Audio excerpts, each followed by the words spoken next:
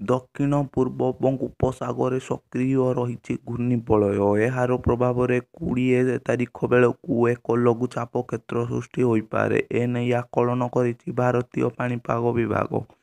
ଏବେ ଘୂର୍ଣ୍ଣିବଳୟ ପ୍ରଭାବରେ ଆଗାମୀ 3 ଦିନ ଯାଏଁ ବର୍ଷା ସମ୍ଭାବନା ରହିଛି। 18 ତାରିଖରୁ 20 ତାରିଖ ପର୍ଯ୍ୟନ୍ତ ରାଜ୍ୟରେ ବର୍ଷା ହେବା ନେଇ ପୂର୍ବାନୁମାନ କରିଛି ପାଣିପାଗ ବିଭାଗ। ଘୂର୍ଣ୍ଣିଝଡ଼ ସହ ସାମାନ୍ୟରୁ ମଧ୍ୟମ ଧରଣର ବର୍ଷା ଆଶଙ୍କା ରହିଛି। 18 ତାରିଖରେ 11 ଜିଲ୍ଲାକୁ ବର୍ଷା ଆକଳନ କରାଯାଇଛି। ସେହିପରି 19 ତାରିଖରେ 8ଟି ଜିଲ୍ଲାରେ ବର୍ଷା ହେବାର ରହିଛି।